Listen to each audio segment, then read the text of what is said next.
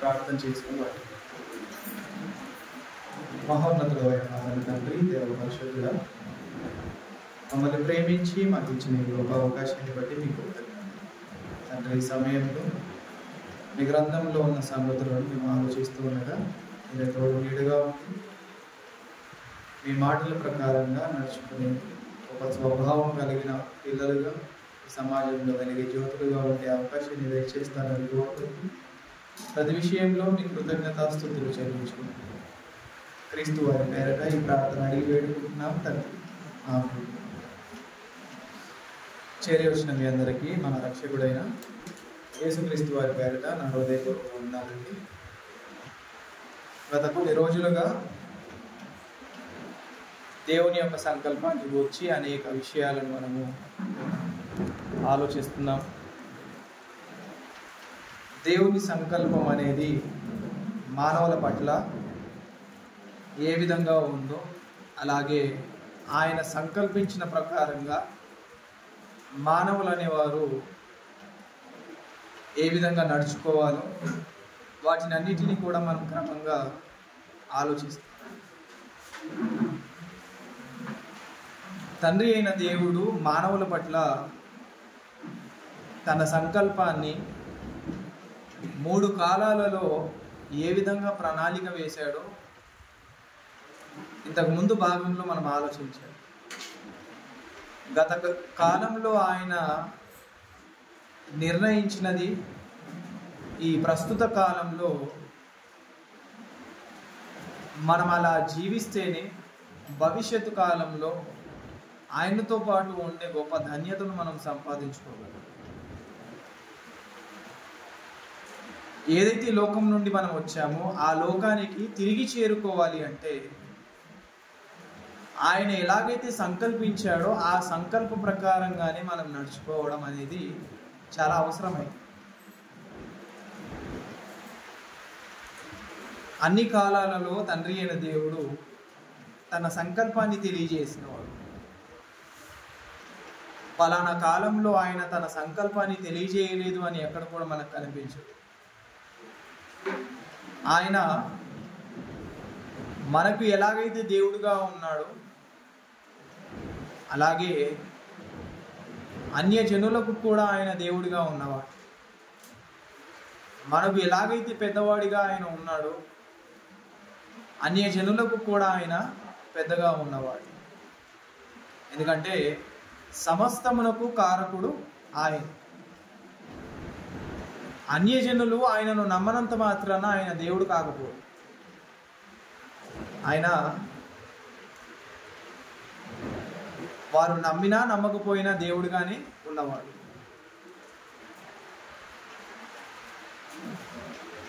అలాగే తన సంకల్పము ఎరిగినా ఎరగకపోయినా దేవుడు నిత్యము దేవుడుగానే ఉండేవాడు. ఇక్కడ మానవుడే తన యొక్క స్థితిని బట్టి తాను ఏదైతే లోకానికి చేరుకోవాలో ఆ లోకానికి చేరుకోకపోవడం వలన నష్టపోయేది మానవుడే. దేవుడు పరిశుద్ధుడు కాబట్టి ఆయన నిత్యము పరిశుద్ధుడిగానే ఉంటాడు. ఆయన పరలోకమందే ఉంటాడు. ఆ పరలోకంలో ఆయన తన దూతల ద్వారా కొనియాడబడుతూనే ఉంటాడు. అది కూడా నిత్యం. నష్టపోయేది ఎవరు అంటే మానవుడు. నష్టాన్ని గురించి ఒకసారి మనం ఆలోచిస్తే దేవుళ్ళో ఉంటే బాగుంటాము, దేవుళ్ళో లేకపోతే నష్టపోతాం. అలాగని ఎవరో వచ్చి మనల్ని నాశనానికి తీసుకొని వెళ్ళే స్థితి అయితే మనది కాదు. మనకు మనమే నాశనకరమైన స్థితిలోనికి వెళ్ళే అవకాశాన్ని కల్పించుకుంటాం. మనకు మనమే దేవుని యొక్క సంకల్పాన్ని ఎరగకుండా ఆయన ఆలోచనలకు దూరంగా పారిపోతున్నవాడు. ఆయన చిత్తానికి వ్యతిరేకంగా మారిపోయినవాడు. అందుకే తన కుమారుడైన యేసుక్రీస్తు వారిని ఆయన భూమిదికి పంపించి ఆయన రక్తము ద్వారా మనకు విమోచనను కలగజేసి మనమందరము కూడా ఆయన సంకల్పంలో ఉండాలని ఒక ఆలోచనతోనే క్రీస్తు బలి అనేది అనాది కాలంలోనే ఆయన ఏర్పాటు చేశాడు. భవిష్యత్తు కాలంలో నేను పుట్టిస్తున్న ఈ మానవులే నాకు దూరం అయిపోతారు అన్న విషయాన్ని ఎరిగిన ఆయన, భవిష్యత్తును ఎరిగిన దేవుడు తన కుమారుడైన యేసుక్రీస్తు వారి యొక్క రక్తము ప్రతి పాపాన్ని కడగాలి అన్న ఒక ఆలోచనతోనే యేసుక్రీస్తు వారిని భూమి మీదకి పంపించి తన రక్తము ద్వారా మనకు విమోచన అనేది ఏర్పాటు చేశాడు. ఒకవేళ ఆ విమోచన అనేది మనకు కలగకపోయి ఉంటే మనము ఆయన కోరుకున్నట్టుగా నీతిమంతులుగా అయ్యే అవకాశము ఉండేది కాదు. అలాగే భవిష్యత్తు కాలంలో ఆయనకు మనం ఉండాలనుకున్నట్టుగా మహిమను పొందుకునే అవకాశం మనకు వచ్చేది కాదు. భవిష్యత్తు కాలాన్ని గూర్చి మనం ఆలోచిస్తే ప్రస్తుత కాలంలో మనం ఏం చేయాలో అన్న విషయాన్ని ఆయన స్పష్టంగా తెలియజేశారు. ఇంతకుముందు మనం ఆలోచించినట్టుగా పిలువబడిన మనము ఏర్పరచబడిన వారిలో ఉండాలి. ఏర్పరచబడిన మనము నీతిమంతుల స్థాయికి మనం వెళ్ళాలి. నీతిమంతుని స్థాయికి వెళ్ళిన మనము మహిమను సంపాదించుకునే వారిగా ఉండాలి. ఇదొక క్రమం. ఆయన అందరికీ ఆహ్వానం ఇచ్చాడు, ప్రతి ఒక్కరిని పిలిచాడు. పిలిచిన వారందరూ కూడా ఎన్నికల్లో ఉంటారా అంటే లేదు. ఫర్ ఎగ్జాంపుల్, గవర్నమెంట్ ఏదైనా జాబ్ పడింది అనుకోండి, అప్పుడు ఏం చేస్తారు? ఆహ్వానం అందరికీ ఇస్తారు, అందరికీ ఇస్తారు. మరి అందులో ఎవరండి ఎన్నిక చేయబడ్డారు అంటే ఆ పరీక్ష ఏదైతే పెడతారో ఆ పరీక్షలు ఎవరైతే పాస్ అయ్యి నిలబడతారో వారు మాత్రమే ఎన్నిక అవుతారు. పోనీ వారు అయితే ఎన్నిక అవుతారా అంటే మళ్ళీ వేరే ఎగ్జామ్స్ ఉంటాయి. రిటర్న్ ఎగ్జామ్తో పాటు ఫిజికల్ ఎగ్జామ్ కూడా ఉంటుంది కదా. ఆ ఎగ్జామ్లో కూడా పాస్ అవ్వాలి. ఎన్నిక చేయబడిన మనము నీతిమంతుని స్థాయికి వెళ్ళాలి. నీతిమంతుల స్థాయిలో నుండి మహిమపరచబడే ఆ స్థాయికి మనం వెళ్ళాలి. యేసుక్రీస్తు వారు అనాది కాలంలోనే ఏర్పరచబడిన సంకల్పంలో ఆయన యుక్త కాలంలో మన కొరకు బలి అవ్వడానికి గల కారణమే మనము ఏదైతే నీతిని పోగొట్టుకున్నామో ఆ నీతిని మనం సంపాదించుకోవడానికి, మనలను నీతిమంతుడిగా తీర్చడానికే ఆయన తన ప్రాణాన్ని విడిచినవాడు. అందుకే రోమియోలకు రాసిన పత్రిక 3వ అధ్యాయము, రోమియోలకు రాసిన పత్రిక 3వ అధ్యాయము 24వ వచనం నుండి మనం ఒకసారి పరిశీలించగలిగితే, కాబట్టి నమ్మువారు ఆయన కృపచేతనే క్రీస్తు యేసునందలి విమోచనము ద్వారా ఉచితముగా నీతిమంతులని తీర్చబడుచున్నారు. పూర్వము చేయబడిన పాపములను దేవుడు తన ఓర్మి వలన ఉపేక్షించినందున ఆయన తన నీతిని కనుపరచవలెనని క్రీస్తు యేసు రక్తమునందలి విశ్వాసము ద్వారా ఆయనను కరుణాధారముగా బయలుపరచెను. దేవుడు ఇప్పటి కాలమందు తన నీతిని కనపరచు నిమిత్తము తాను నీతిమంతుడును యేసునందు విశ్వాసం గలవానిని నీతిమంతుడిగా తీర్చువాడునై ఉండుటకు ఆయన అలాగు చేసెను. చాలా మనమందరము కూడా నీతిమంతులముగా తీర్చబడాలని ఒక ఆలోచనతో ఇక్కడ బలి అయినది ఎవరు? మనమందరము నీతిమంతులుగా ఉండాలని ఒక ఆలోచనతో యేసుక్రీస్తు వారు బలి అయ్యారు. తండ్రి అయిన దేవుడు సంకల్పించిన ప్రకారంగా మనమందరము కూడా పరిశుద్ధులముగా నిర్దోషులుగా ఉండాలని కోరుకున్నవాడు. ఆయన ఏదైతే పోలికగా, ఏదైతే స్వరూపమందు మనల్ని ఆయన తయారు చేశాడో, అదే విధంగా మనము ఆయన చెంతకు చేరుకోవాలని ఒక ఆలోచనతో, సంకల్పంతో ఆయన ఉన్నవాడు. ఆ సంకల్పంలో నుండి మానవులు తొలగిపోవడం వలన మరలా ఆయన సంకల్పంలోనికి మానవులను తీసుకొని రావడానికి విమోచన పథకం అనేది ఆయన ఏర్పాటు చేశాడు. ఎందుకు ఆ విమోచన పథకాన్ని ఆయన ఏర్పాటు చేశాడంటే కారణము మనము నీతిమంతులుగా ఉండాలి అనేసి. అందుకే 24వ వచనంలో ఏమని చెప్తున్నాడు ఆయన? కాబట్టి నమ్మువారు ఆయన కృపచేతనే క్రీస్తు యేసునందలి విమోచనము ద్వారా ఉచితముగా నీతిమంతులుగా తీర్చబడుతున్నారు. ఎలా తీర్చబడుతున్నారంట? ఉచితముగా కదా, ఫ్రీగా. ఎవరు తీర్చబడుతున్నారు అలాగా? ఆయన రక్తము చేత ఎవరైతే కడగబడ్డారో వారందరూ కూడా విమోచింపబడి, వారందరూ కూడా పాపం అనే చెరలో నుండి విమోచింపబడి నీతిమంతులుగా తీర్చబడుతున్నారు. అది కూడా ఎలాగా? ఉచితముగా కదండి. అలా ఉచితంగా వచ్చింది కాబట్టే క్రీస్తు బలి అనేది ఎవరికి కూడా అంత అర్థం కావట్లేదు. ఆ విమోచన అనేది ఉచితంగా మనకు వచ్చింది కాబట్టి ఆ విమోచన పథకం యొక్క విలువ మనకు అర్థం కావట్లేదు.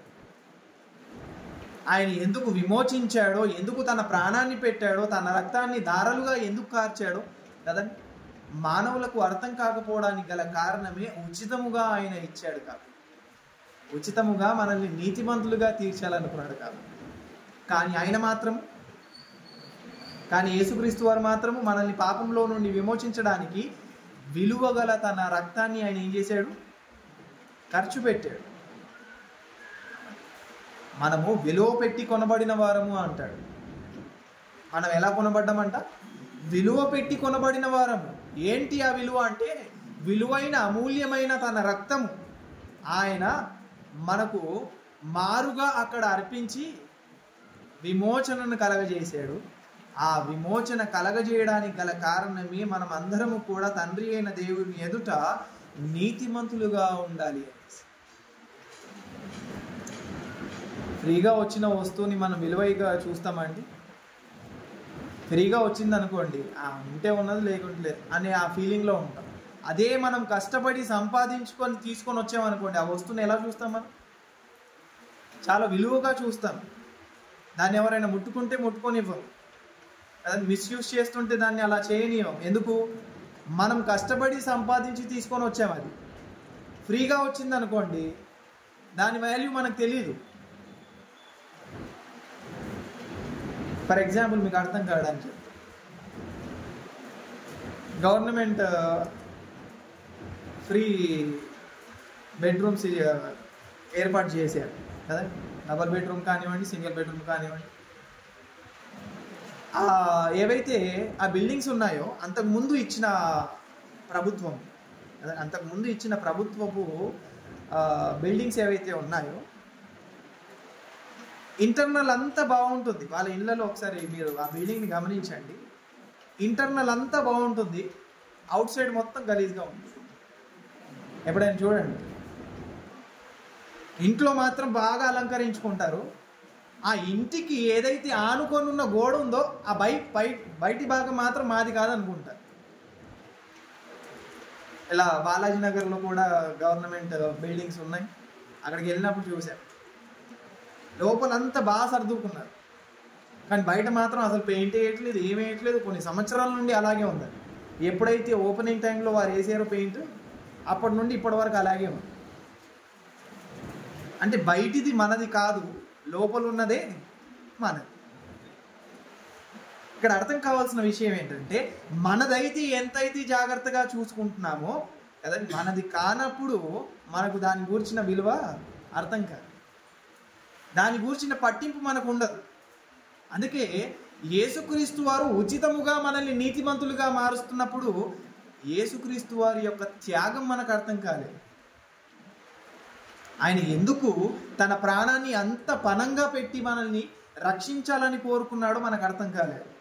వాస్తవానికి దేవుని యొక్క సంకల్పాన్ని నెరవేర్చడానికి ఆయన తన ప్రాణాన్ని పెట్టాడు, అది వాస్తవమే. కానీ అక్కడ మరొక రీజన్ ఏంటంటే మనలను నీతిమంతులుగా తీర్చాలని కోరుకున్నాడు. దేవుని యొక్క సంకల్పంలో యేసుక్రీస్తు వారు చేయాల్సిన మొట్టమొదటి కర్తవ్యమే ఏంటంటే మనలను తన ఎదుట పరిశుద్ధులుగా, నిర్దోషులుగా ఉంచడం. అదే కదండి మనం చదువుకుంటాం. ప్రతిసారి మనము సంకల్పాన్ని గూర్చిన ఆ విషయం మాట్లాడుతున్నప్పుడు ఎఫెసీయులకు రాసిన పత్రిక ఖచ్చితంగా మనకు రిమైండ్ అవ్వాలి. 1వ అధ్యాయం 4 నుండి 6 వచనాలలో తన సంకల్పాన్ని యేసుక్రీస్తు వారు ఎలా నెరవేర్చాలో, అలాగే తండ్రి అయిన దేవుడు ఎలా తన సంకల్పాన్ని సంకల్పించుకున్నాడో, మనం ఎలా ఉండాలనుకున్నాడో, భవిష్యత్తు కాలంలో మనల్ని ఎలా చూడాలనుకుంటున్నాడో ఆ వచనాలలో మనకు స్పష్టంగా తెలుస్తుంది. ఎట్లనగా తన ప్రియుని యందు తాను ఉచితముగా మనకు అనుగ్రహించిన, ఇక్కడ కూడా ఏమని చెప్తున్నాడు, తాను ఉచితముగా మనకు అనుగ్రహించాడు. ఉచితంగా అనుగ్రహించాడు కాబట్టి ఆ ఉచితంగా వచ్చిన దాని యొక్క విలువ మనకు అర్థం కావట్లేదు. అదే ఇప్పుడు పాప క్షమాపణ మనం పొందుకోవాలి అన్నప్పుడు దానికి కొన్ని కోట్ల రూపాయలు ఖర్చు పెట్టమంటే ఖర్చు పెడతాము మనం? అండ్ మన ఆస్తిని అంతా అమ్మేసి ఆయన పాదాల దగ్గర పెడితేనే అప్పుడు పాప క్షమాపణ ఉంటుంది అంటే అలా చేస్తాము మనం? కానీ అలాంటి కండిషన్స్ ఏం పెట్టలేదు ఆయన. విమోచన అనేది ఆయన ఉచితంగానే మనకి ఇవ్వాలనుకున్నాడు. ఎందుకంటే వీరు నా పిల్లలు కాబట్టి యేసుక్రీస్తు వారి యొక్క రక్తము వీరిని ఎలా కడగాలంటే ఉచితంగానే కడగాలి. కానీ చేయాల్సిన ఒక పని ఏంటంటే నేను ఎలాగైతే వెలుగులో ఉన్నానో వీరు కూడా అలాగే వెలుగులో నడుచుకోవాలి. నేను ఎలాగైతే వెలుగుగా ఉన్నానో వీరు కూడా అలా వెలుగుగా నడుచుకుంటేనే అప్పుడు తన కుమారుడైన యేసుక్రీస్తు వారి యొక్క రక్తం ప్రతి పాపంలో నుండి వారిని ఏం చేస్తుంది? కడిగి పరిశుద్ధులుగా చేస్తుంది. ఒక కొండను మోయమనో లేక మనకు ఏదో పెద్ద పనిని అప్పగించేసి కదండి ఆ పనిని మీరు సాధించాలి అని ఒక ఆలోచనతో ఆయన ఈ విమోచన పథకాన్ని ఏర్పరిచిన వాడు కాదు. అలాగే మనల్ని నీతిమంతులుగా తీర్చాలని కోరుకున్నవాడు కాదు. సులువుగా, ఈజీగా, ఫ్రీగా చేయాలనుకున్నాడు. కారణం నా పిల్లల దగ్గర నుండి నేను ఏది కూడా తీసుకోకూడదు, వారు నా దగ్గరికి రావడమే అది చాలు, వారు తిరిగి నా చెంతకు చేరుకోవడమే అది చాలు అనుకున్నాడు ఆయన.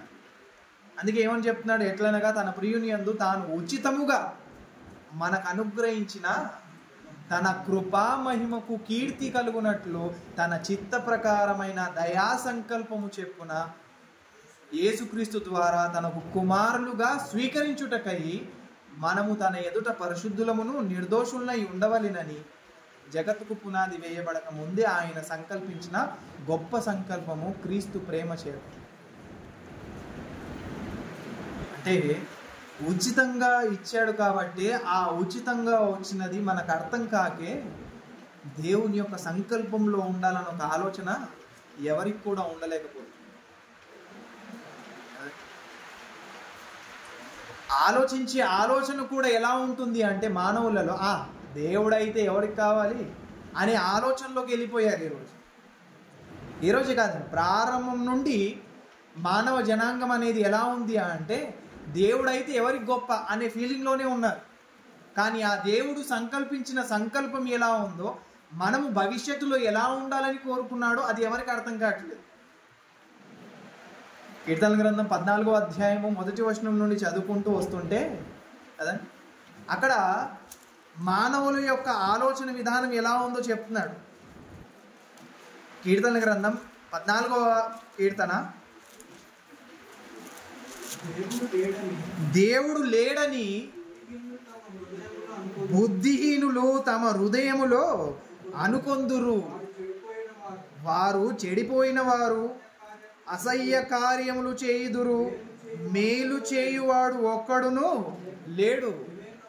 వివేకము కలిగి దేవుని వెదుకువారు కలరేమో అని యెహోవా ఆకాశము నుండి చూచి నరులను ఏం చేస్తున్నాడంట, ఆయన పరిశీలిస్తున్నాడు. ఎవరైనా నా కొరకు బ్రతుకుతారా, ఎవరైనా నా సంకల్పంలో ఉంటారా, ఎవరైనా నేను చెప్పిన పనిని చేస్తారని ఒక ఆలోచనతో ఎదురు చూస్తున్నాడు ఆయన. మొదటి మాట ఏమని చెప్తున్నాడు ఆయన? దేవుడు లేడని కదా, దేవుడు లేడని బుద్ధిహీనులు తమ హృదయములలో అనుకొందురు. ఈరోజు ఆరాధనకు కానివ్వండి, తరగతులు పెట్టినప్పుడు తరగతులకు కానివ్వండి, లేక ఎక్కడైనా మీటింగ్స్ ఏర్పాటు చేసినప్పుడు ఆ మీటింగ్స్లకు అటెండ్ కాకపోవడం కానివ్వండి కదండి, వీటిని అన్నిటిలో అర్థమయ్యే విషయం ఏంటో తెలుసా? మనం అక్కడికి అటెండ్ అవ్వకపోవడానికి గల రీజన్ ఏంటంటే దేవుడు లేడు అని ఒక భావంతో మనం ఉన్నాం. ఏంటి? మనము అటెండ్ అవ్వకపోవడం అనేది ఇండైరెక్ట్గా మనం కనుపరిచేది ఏంటంటే దేవుడు లేడు అనేది మనం అక్కడ ఎక్స్పోజ్ చేస్తున్నాం. దేవుడు ఉన్నవాడైతే అక్కడికి వస్తాం కదా మనం కదా.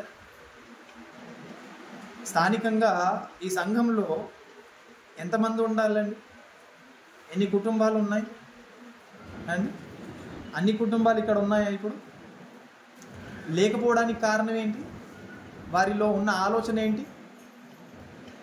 ఇదే కదా ఇక్కడ చదువుతున్న మొదటి మాటే కదా, దేవుడు లేడనే కదా వారు ప్రవర్తిస్తున్న ప్రవర్తన.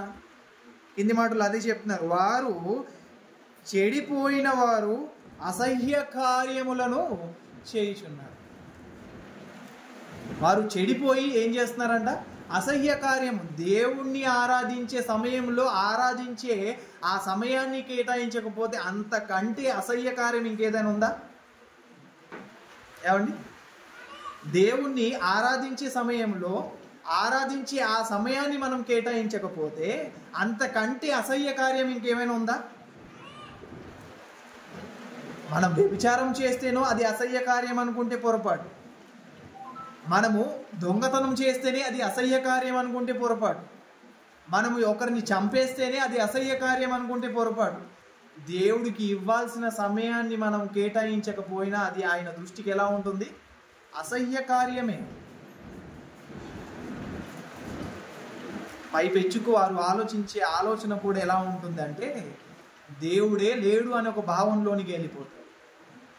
దేవుడు ఉన్నాడు అనుకున్నప్పుడు అందరూ కూడా వచ్చి ఆయనను ఏం చేస్తారు? ఆరాధిస్తారు. నమ్మడం అంటే అదే కదండి. నమ్మడం అంటే ఏంటి? నేను ఎక్కడో ఉంటాను, దేవుడు ఉన్నాడండి, నేను నమ్ముతున్నానండి అంటే ఆరాధన అవుతుందా? కాదు. ఒక క్రమం ఉంది. ఆయనను ఆరాధించే ఒక క్రమం ఉంది. ఆయనను కొనియాడే ఒక క్రమం ఉంది. ఆయనను మహిమపరిచే ఒక క్రమం ఉంది. ఆ క్రమ ప్రకారంగానే మనం అలా చేసుకుంటూ వెళ్ళాలి. అప్పుడే ఆయన సంకల్పంలో ఉంటాం. లేదండి నాకు మనసుకు తోచినప్పుడే వస్తాను, నా ఇష్టం వచ్చినప్పుడు నేను వస్తాను అంటే కదండి, ఇది మన సొంత పని కాదు. మనలందరినీ పుట్టించిన తండ్రి అయిన దేవుణ్ణి మహిమపరిచే, ఆయనను ఆరాధించే గొప్ప అవకాశం. వాస్తవానికి చెప్పాలంటే మనం అందరము కూడా నిత్యము ఆయనను స్తుతించే వారిగా ఉండాలి. పరలోకంలో దేవదూతలతో ఆయన నిత్యము కొనియాడబడుతున్నాడా, లేదంటే వారానికి ఒకసారి కొనియాడబడుతున్నాడా? ఏమంటే నిత్యము నిత్యము వారి ఏ విధంగా ఉన్నారు అక్కడ? ఆయన పరిశుద్ధుడు పరిశుద్ధుడు పరిశుద్ధుడు అని గాన ప్రతిగానాలు చేస్తూ నిత్యము చేస్తున్నారంట. నిత్యము అంటే, నిత్యము అని ఆ పదాన్ని దేన్ని ఉపయోగిస్తామండి మనం? కంటిన్యూస్గా ఉండేదాన్ని నిత్యము అంటాం. బ్రేక్ లేని దాన్ని నిత్యము అంటాం. ఇప్పుడు దేవదూతలే అంత పెద్ద కార్యం చేస్తుంటే ఆయన కుమారులుగా ఉండి మనం ఇంకెంత కార్యం చేయాలి? ఏమండి? సేవకులుగా ఉన్న వారే అంత గొప్పగా ఆయనను కొనియాడుతుంటే ఆయన వారసులుగా ఉండాల్సిన మనము ఏ విధంగా ఆయనను కొనియాడాలి? అలా కొనియాడకపోవడానికి గల కారణమే మానవుల్లో ఉన్న ఆలోచన దేవుడే లేడు అనేసి. ఆ దేవుణ్ణి నేను ఆరాధిస్తే నాకు వచ్చే ఫలితం ఏంటి అని ఆలోచించడం. కానీ ఆయన ఆశతో ఎదురు చూస్తున్నాడు. ఆకాశం నుండి ఆయన తేరి చూస్తున్నాడంట. ఎవరైనా ఉన్నారేమో, ఎవరైనా నన్ను కనుగొంటారేమో. కానీ ఎవరైనా కనబడుతున్నారా ఆయన? మేలు చేయువాడు ఎవడునూ లేడు అంట కదా. మేలైన కార్యము చేయడానికి ఎవరు కూడా సిద్ధంగా లేరు. అంటే మేలు చేయకపోతే ప్రతి ఒక్కరూ కూడా ఏ స్థితిలో ఉంటారు? పాపము చేసిన స్థితిలోనే ఉంటారు, పాపపు స్థితిలోనే ఉంటారు. ఆ పాపపు స్థితిలో మనం ఉండడానికి కాదండి ఆయన ఈ సంకల్పాన్ని ఏర్పరిచేది. ఆ పాపపు స్థితిలోనే ఉండిపోవాలని ఒక ఆలోచనతో కాదు ఆయన తన కుమారుడైన యేసుక్రీస్తు వారిని భూమి మీదకి పంపించి బలి చేసింది. యేసుక్రీస్తు వారు మరణించడానికి గల కారణము ఆయన మనలను నీతిమంతులుగా తీర్చడానికి, మనము నీతిమంతులుగా దేవుని ఎదుట ఉండాలని ఒక ఆలోచనతోనే ఆయన తన రక్తాన్ని చిందించిన అన్ని కాలాలలో తన సంకల్పాన్ని గూర్చి అందరికీ ఆయన తెలియజేయడానికి గల కారణం ఇదిగో మనమందరం కూడా ఏదైతే లోకం నుండి వచ్చామో ఆ లోకానికి తిరిగి చేరు. అలా వెళ్ళలేని స్థితి ఎవరిదైతే ఉందో వారందరూ కూడా దేవుణ్ణి విసర్జించిన వారు, దేవుణ్ణి తృణీకరించిన వారు, దేవుణ్ణి పక్కన పెట్టేసిన వారే, దేవుడే లేడు అన్న ఒక ఆలోచనతో తిరుగుతున్నవారు. అలాంటి వారికి మనం ఉండకూడదు అనేసి తన కుమారుడైన యేసుక్రీస్తు వారిని పంపించి ఆయన దేవుడే కాదు మనకు తండ్రిగా ఉన్నాడు కదండి. అంతకుముందు ఆ పాత నిబంధనలో కదండి మనకు తండ్రి అన్న ఒక భావన మనకు ఎక్కడ కూడా కనిపించదు. ఎప్పుడైతే యేసుక్రీస్తు వారు వచ్చారో ఆ యెహోవా దేవుడు ఏ విధంగా ఆయన ప్రజెంట్ చేశాడు క్రొత్త నిబంధనలో, ఎలా ఉన్నాడు మన కొరకు, ఆయన ఏ విధంగా ఉన్నాడు అనేసి ప్రజెంట్ చేశాడు.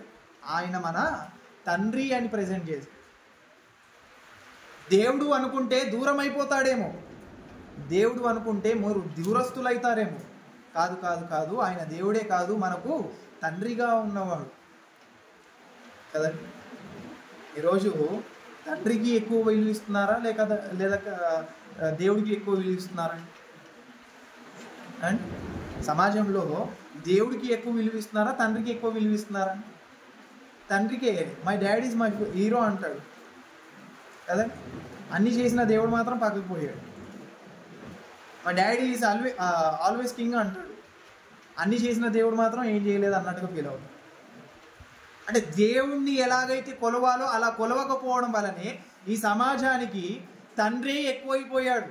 కాబట్టి ఆ దేవుణ్ణి దేవుడిగా ప్రజెంట్ చేయడం కాదు, ఆ దేవుణ్ణి తండ్రిగా ప్రజెంట్ చేయాలి. అప్పుడే ఆయనకు మనకున్న బంధం ఏంటో అర్థమవుతుంది అన్న ఒక ఆలోచనతోనే తండ్రి అన్న మాట ఎక్కువగా ఆయన ఉపయోగించారు. కారణం మనమందరం కూడా ఆయన పిల్లలము అన్న విషయాన్ని జ్ఞాపకం చేయడానికి, మనమందరం కూడా ఆయన సంకల్పంలో ఉన్నవారం అన్న విషయాన్ని జ్ఞాపకం చేయడానికి, మనమందరము కూడా ఆత్మ సంబంధమైన కుటుంబముగా ఉన్నవారం అన్న విషయాన్ని జ్ఞాపకం చేయడానికి. ఆయన మనకు తండ్రిగా ఉన్నాడు. ఈ భూప్రపంచంలో ఎన్నైతే కుటుంబాలు ఉన్నాయో ఆ కుటుంబాలన్నిటికీ కూడా ఆయనే తండ్రిగా ఉన్నవాడు. ఎఫెసీయులకు రాసిన పత్రికలో చెప్తాడు పౌలు గారు తాను ప్రార్థిస్తూ ఆ ప్రార్థనలో ఆయన ఎలాంటి మాటలను ఉపయోగించాడో చూడండి ఒకసారి. 3వ అధ్యాయము 14వ వచనం. ఎఫెసీయులకు రాసిన పత్రిక 3వ అధ్యాయము 14వ వచనం. ఈ హేతువు చేత పరలోకమందును భూమి మీదను ఉన్న ప్రతి కుటుంబము ఏ తండ్రిని బట్టి కుటుంబమని పిలువబడుచున్నదో ఆ తండ్రి ఎదుట నేను మోకాళ్ళుని మీరు అంతరంగ పురుషుని యందు శక్తి కలిగి ఆయన ఆత్మ వలన బలపరచబడినట్లుగాను క్రీస్తు మీ హృదయములలో విశ్వాసము ద్వారా నివసించున్నట్లుగాను తన మహిమైశ్వర్యము చెప్పున మీకు దయచేయవలెననియు మీరు దేవుని సంపూర్ణత యందు పూర్ణులగున్నట్లుగా ప్రేమయందు వేరుపారి స్థిరపడి సమస్త పరిశుద్ధులతో కూడా దాని వెడల్పు, పొడుగు, లోతు, ఎత్తు ఎంతో గ్రహించుకొనున్నట్లు జ్ఞానమునకు మించిన క్రీస్తు ప్రేమ తెలుసుకొనుటకును తగిన శక్తి గలవారు కావాలననియు ప్రార్థించుచున్నాను కదా.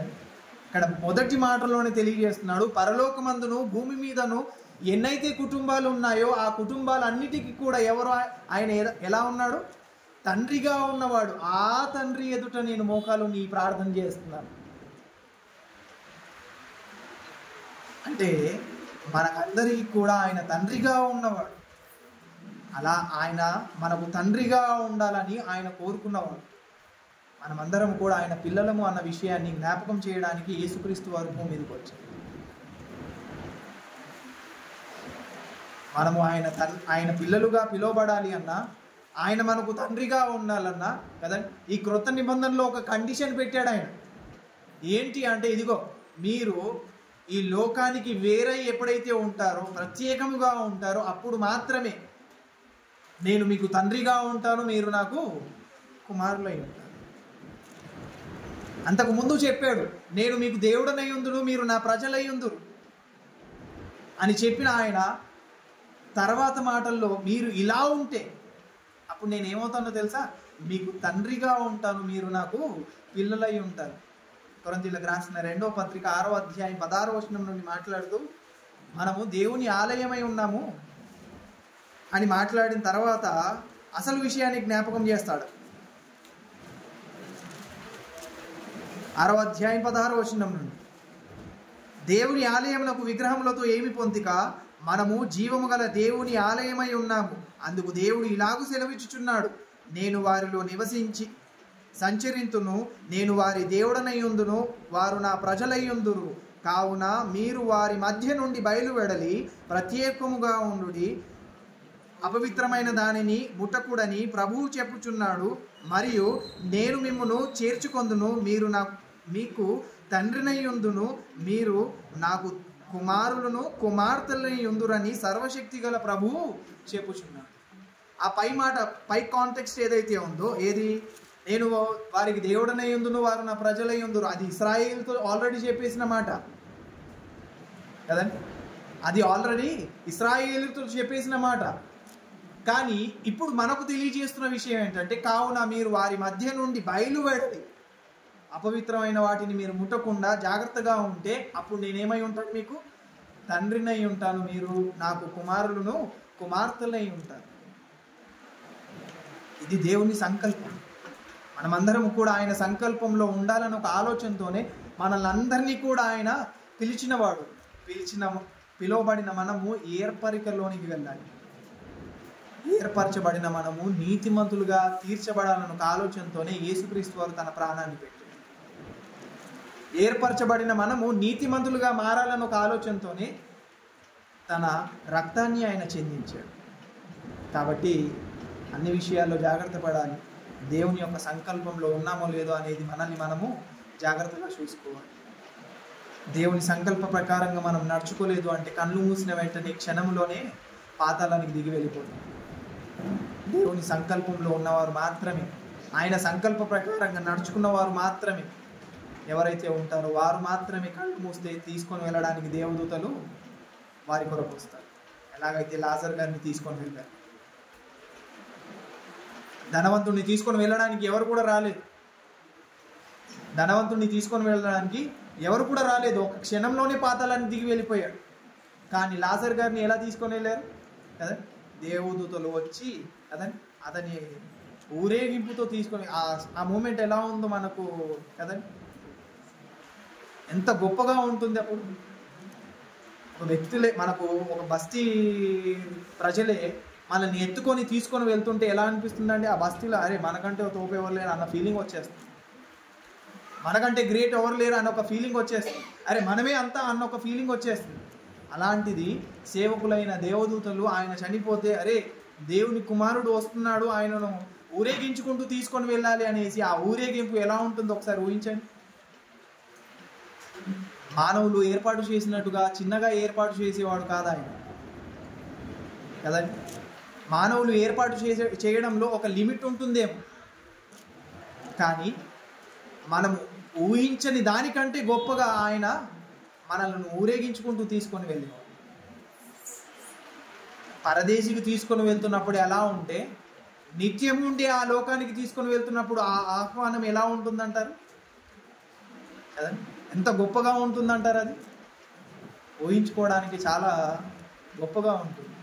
అది కేవలం ఊహకు మాత్రమే పరిమితం చేసిన వాడు కాదు, ఆయన మనం ఊహించుకున్న దానికంటే గొప్పగా నిజ జీవితంలో చూపించేవాడు. ఎందుకంటే ఆయన నమ్మదగిన దేవుడు కాబట్టి. ఆయన చెప్పింది కేవలం మాటల పూర్వకంగా కాదు, క్రియారూపకంలో చూపించే దేవుడు ఆయన.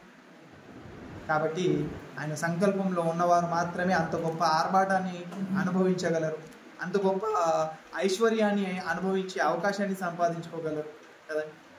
మనము సిమెంట్ వీధులు చూస్తున్నామే, కానీ అక్కడ ఎలాంటి వీధులు ఉంటాయి? బంగారు వీధులు ఉంటాయి కదండి. ఈరోజు బంగారమే గొప్పది అనుకుంటే దానికంటే విలువైనది పరలోకంలో ఉందేమో కదండి. ఆయన ఏర్పాటు చేసిన ఆ ఏర్పాటు ఎంత గొప్పగా ఉందో. కాబట్టి అంత గొప్ప లోకానికి చేరుకోవడానికి భూమి మీద మనకిచ్చిన ఈ గొప్ప అవకాశం. అలా చేరుకోవడానికి మనం ప్రయత్నం చేద్దాం. నిత్యం ఆయన సంకల్పంలో ఉండడానికి మనం ప్రయత్నం చేద్దాం. కళ్ళు మూసుకొని ప్రార్థన చేసుకుందాం. మహోన్నతుడమైన మా కన్న తండ్రి, దేవపరిశుద్ధుడా, మమ్మల్ని ప్రేమించి మాకు ఇచ్చిన ఈ గొప్ప అవకాశాన్ని బట్టి మీ కృతజ్ఞత తండ్రి. మేమందరము కూడా మీ సంకల్పంలో ఉండాలన్న ఒక ఆలోచనతో ఉచితముగానే మమ్మల్ని నీతిమంతులుగా తీర్చే ఆ గొప్ప అవకాశాన్ని మీ కుమారుడైన యేసుక్రీస్తు వారి యొక్క అమూల్యమైన రక్తము ద్వారా మాకు ఇచ్చిన గొప్ప ధన్యతను బట్టి మీ కృతజ్ఞత తండ్రి. ఉచితంగా వచ్చింది కదా అనేసి మేము సులువుగా పక్కన పెట్టేవారిగా కాక విలువైనదిగా, ఘనమైనదిగా మేము ఎన్నిక చేసి తండ్రి నిత్యము మీ కుమారుడైన యేసుక్రీస్తు వారిని ఉన్నత స్థానంలో పెట్టే అవకాశాన్ని దయచేయండి. నిత్యము మిమ్మల్ని స్తుతించి తండ్రి మిమ్మల్ని కొనియాడే గొప్ప భాగ్యాన్ని మాకు ప్రసాదించండి. అటు మనస్తత్వాన్ని కలిగి ఉండి తండ్రి మీ ఆత్మ నడిపింపు చేత నిత్యము మీరు కోరుకున్నట్టుగానే మీ యొక్క సంకల్పంలో భాగస్థులుగా ఉండి ఈ సమాజంలో వెలిగే జ్యోతులుగా ఉండేలా సాయం చేస్తారని ప్రతి విషయంలో మీ కృతజ్ఞతాస్తుతులు చెల్లించుకుంటూ మరలా రానయ్యున్న యేసుక్రీస్తు వారి పేరిట ఈ ప్రార్థన అడిగి వేడుకుంటున్నాం తండ్రి. ఆమేన్. అందరికీ